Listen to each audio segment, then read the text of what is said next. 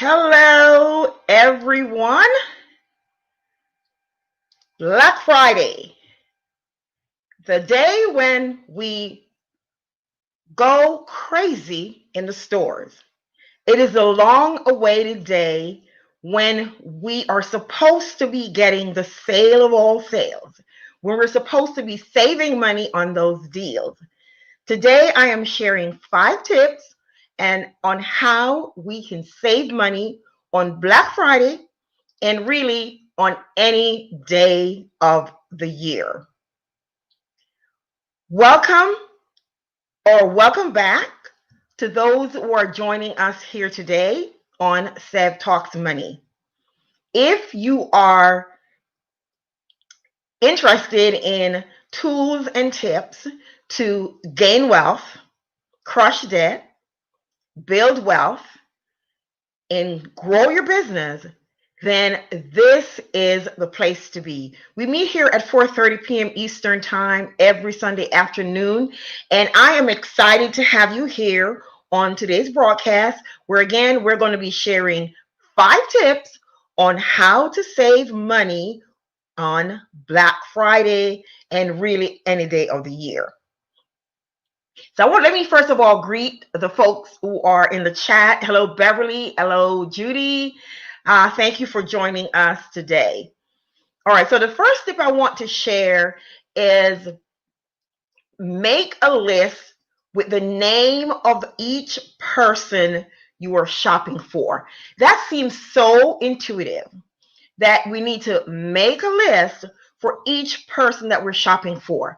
Now, Black Friday is about emotions. It's about getting caught up. And so we have to be careful that we are strategic and we're intentional about how we handle Black Friday. So the first thing you want to do is make a list of the names of the people who you're shopping for. Now, I know people who will shop and make a list with every name they can think of in the world. Now, here's what I'm going to suggest to you is that you are intentional about who you put on your list. You do not have to put everybody on your list. You do not have to put everybody on your list who gives you a gift. You do not have to put everybody on your list who is part of your family. Be intentional about who you put on your list and make a budget. That's tip number 2 is make a budget for everyone on your list. So if you know you have 10 persons on your list and you are going to, then you're going to assign maybe $30 per person. That's $300. So you have to be intentional about who it is you're purchasing for and how much money you are wanting to spend on those gifts. Again, this is so intuitive and this seems so common sense that we lose sight of it though when we get into the stores and we get excited because it's Black Friday. We have sales. And I'm going to share in a little bit about the fact that there are some sales that are really not sales. There are some things that they call loss leaders. They put them in the store and to attract you, to bring you in. And they have sale signs everywhere. And you think you're getting a sale on things that you're really not getting a sale on. So again, let's recap. The first thing you want to do is make a list of the people that you're wanting to shop for. The second thing you want to do is assign a dollar value to each of those names. That's going to help you to stay within the parameter of your budget. It's going to help curtail the excitement and the psychology of Black Friday that's going to get you when you get into those stores and you see those supposed sales. Now, before I go on to tip number 3, let me greet those that are in the comments. Hi, Kathy. Hi, Nardia. Hi, Beverly, and hi, Judy. I think I've greeted Beverly and Judy already. So thank you, ladies, for joining us today. All right, so let's jump into tip number 3. Tip number 3 is do your research. Now, let me tell you a story. Again, do your research. And here is my story. I want to say maybe about 10 years ago, I went into a store. It was fairly new. And it starts with a K. and they have sales pretty frequently. And I went into the store, and I'm going to say $20. I don't remember what the price was, but there was a blouse that I wanted to get for my daughter, and I want to say it's $20. And I said, no, I'm not going to get it. I'll get it when it goes on sale. And then sure enough, because they have sales frequently. Sure enough, about a week later, they had a sale. So I went back, and this time the blouse was $30. And I'm making up numbers, but it's pretty much, you get the idea. It was $30 marked down for sale to $25. See, this is the gamification of sales. It's a game. It's about psychology, and they catch you because you get so excited and get so caught up in the Black Friday sale that when you see the sign sale, you think you're getting a sale. So my tip number 3, again, is do your research.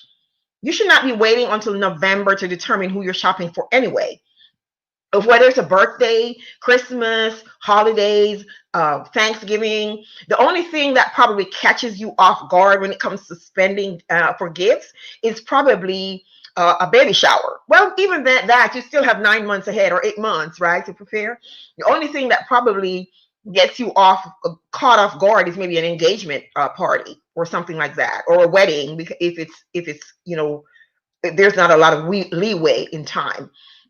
But everything else, those or every other occasion or occasions we can plan for. We know when birthdays are coming. We know when anniversaries are coming. We know when Christmas is coming. So we should already be strategizing and having the names, knowing the budget. And people, stop feeling guilty. Stop it. Stop feeling guilty if you are not able to buy for everybody. Stop feeling guilty if somebody gives you something and you cannot reciprocate. You should not feel the need to reciprocate anyway, because them giving you a gift is because they feel like giving you a gift. If they were not on your list, then you shouldn't feel obligated to give them a gift because they were not on your list. It's not that you don't wish them well, but they were just not on your list as part of your budget to shop. So again, let me recap. Number 1, make a list of all the names you're shopping for. Assign a dollar value to each of those names, and then do your research as to what it is that you want to buy. Because again, I know my daughter. I know what she likes. I know my mom. I know what she likes. So when I assign my dollar value, I'm looking at 2 or 3 things that I can get within that dollar value to buy for her. So if I go into the store and I see 6, 7, 8 things, I'm not going to get that because I've already allocated that money and I know the things she likes, and I'm going to go make my purchase based on that. I'm not going to make a purchase based on a so-called sale. All right, so before we jump on to tip number 4, I want to encourage you, if you are watching and you are seeing a red subscribe button, it means you have not subscribed, or you may have subscribed and YouTube got rid of your subscription because you're not active on YouTube or for some other reason. So subscribe, share if you think there are other people who could benefit from the content that's shared on this broadcast, and also like. Don't forget, you can like right now. You can like the video, and then you can come back later when the live stream is over and make a comment. Again, we meet here at 4:30 p.m. Eastern Time every Sunday afternoon, and we're talking about things that will build wealth, crush debt, grow your business, and gain financial freedom. So again, share if there's somebody you know can benefit from this information, and I would certainly appreciate it, and YouTube would appreciate it, because YouTube is trying to keep people on their platform so they can make money. Okay? All right, so for tip number 4, I'm going to share the subscribe button again. I mean, not the subscribe, the research button, but it's research from a different perspective. For tip number 4, it's not every sale is a sale. And I think I alluded to it a little bit before, is that not every sale is a sale. So you have to be very careful about when you see the word sale, thinking to make a purchase just because you see the word sale. And I would also encourage that you use apps. I am a customer of Capital One. So I have the Wiki Buy button, and I can use it to help me compare prices and all of that. And I talk a little bit about Swag Bucks when I did the student loan videos a few months ago. Swag Bucks you can save a lot of money if you sign up with Swag Bucks, because they have a lot of discounted they have a lot of links for discounted things. Like if you want to sign up, for example, for Acorn. If you want to sign up for, for banking, I think that at one point they had, not Capital One, I can't think of the name of the bank, but they have a lot of discounted things. So you're getting money back just from going through Swag Bucks to get things that you normally would get anyway. So those are two apps that I use, but I'm sure there are others out there that you can use to help you save money when you're thinking of Black Friday. So you want to take advantage of these apps and these websites that you can go on and you can compare prices. And if you're like me, you're tracking through the year anyway. You have an idea for something you're going to buy. You have an idea of what it should cost you. And because you have an idea of what it should cost you to spend, you know when a sale is not a sale. So you're not going to get caught up in the emotionalism of Black Friday and spend money that you really don't want to, you don't really want to spend, because guess what? December is coming. January is coming. And guess what that is? The bills are due. So if you have not saved money already for Black Friday or for whatever purchase you're going to be making, and you're using your credit card, then the bills are going to be due. And a lot of people get in trouble because the bills come due and they don't have enough. And then next year, the same thing, and the next year and the next year. And they get caught buying all kinds of things because they feel guilty about not reciprocating and purchasing stuff. That's not me. Okay? I don't give Christmas gifts. I don't give holiday gifts. I give birthday gifts to all my nieces and nephews. I bless them on their birthdays. At Christmas time, the only person I may buy something for is my daughter. I give you a card and that's it. And if we have gift exchange, I'll do that. But I celebrate birthdays by giving. I don't do that at Christmas, because for me, from my perspective, Christmas is not about gift giving. And so I don't get caught up in that. Again, but that's my philosophy. It's not, everybody has to do what they feel. But I have never gotten caught up in that stuff and caused myself to spend more than I need to. So it's a matter of preference. My preference is I don't do it, because that I don't believe it's my birthday. It's not their birthday. So I don't get caught up in the gift giving for Christmas. So Kathy is saying here, what to buy them is a hard part.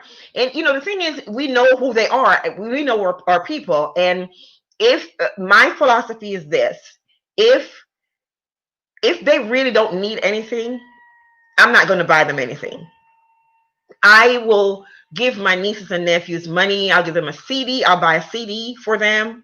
I'll buy, something like that. I'm just not, I'm not in the space of giving a gift to give a gift, if you get my drift. And I know I'm probably going to get some thumbs down on this video, which is perfectly okay. But I just don't think giving a gift because it's the season to give a gift is a reason to give a gift. I want to make sure that what I give is not something that's going to be in the closet 10 years from now, 5 years from now. It's not something that they're going to just take and throw to the side. I want to give something that's practical. If I know my family member needs money, then that's what I'm giving them for Christmas. I'm not giving, or, for their birthdays or whatever. If I know they need clothes, that's what I give them. So, but that's me. And you might call me the Scrooge of Christmas. but that's just my philosophy when it comes to giving. Kathy said this year I plan to give gift of food to my food to my friends, something I bake. And that's a great idea because people can always use something like that. Because we over and over, how many of us have gotten gifts that we just kind of throw in the closet or we just give away to somebody else because we think we are supposed to give gifts. And I know that this is not this is not going to be a popular video, which is fine. But I just want people to think, because what are you doing with your money? How are you spending your money? How are you on retirement? I mean, and I didn't plan to say all of this, but how are you on retirement? How are you on your children's college fund? How are you on those things? Because you're spending money giving gifts to people who don't care nothing, who cares nothing about you, and you're stressing yourself about giving gifts in the office and all of that stuff. And I know I'm on my soapbox. You're giving gifts to all those and doing all of that, but then you don't have the main four things taken care of, which is your home, shelter, food, clothing, and transportation. You don't have all of these things taken care of, but then you're spreading yourself and you're putting yourself in debt to take care of, to buy gifts for people who really don't even care about you. And I know that was kind of a little bit of a rant, and I was on my soapbox, but that's how I feel about gift giving. Let me see. Judy said, I'm actually tired of gift giving. Everyone has too much stuff anyway. People need to save their money. I'm with you. I really am. I mean, first of all, we've gotten the reason for the season so twisted that this is where a lot of us get into so much debt and we get ourselves in so much trouble because our focus is wrong. Our focus is so wrong. And so I'm a financial, my channel is about personal finance. It's about saving money. It's about strategies on crushing debt. And so some of the things I'm going to share on here is going to be unpopular. And that's perfectly okay. I would love for people to subscribe and learn and grow with me, but there are people who are going to unsubscribe when they hear this message, and that's okay, because I want to be sure that I'm doing my part in education. When you know better, you do better. And I know I went off on a tangent right there, so let me jump to point number 5. Okay, point number 5 is only buy what you need. And I know I alluded to it a little bit. Only buy what you need. Don't buy because it's on sale. How many of us have been in the store and we have bought something because it said it's on sale, and we're like, I could probably use this in, some distant time, or I could probably use this next year when I bake my cakes or whatever it is. And that thing that you said you're going to be using because it's on sale, you buy it and you're going to use it, and it ends up in your pantry, and it's still in your pantry a year later. I'm guilty. I love to make Jamaican black cake, and I bought some fruit, and I usually make it every year. For the last 3 years, I haven't done that. The fruit has been sitting in my pantry. And it's like maybe 10 tubs of fruit that's sitting in my pantry. But I went in and it was on sale, and I was like, "Oh, I can use this." I didn't plan to buy it, but it was on sale, so I went in and I got it, and it's sitting in my pantry 3 years later. Things in your closet with tags. You know what? Oh, I could wear this if we ever have a company party. If we ever have a wedding, I can wear this. If we ever have a whatever, I can do this. I can wear this. I can use this.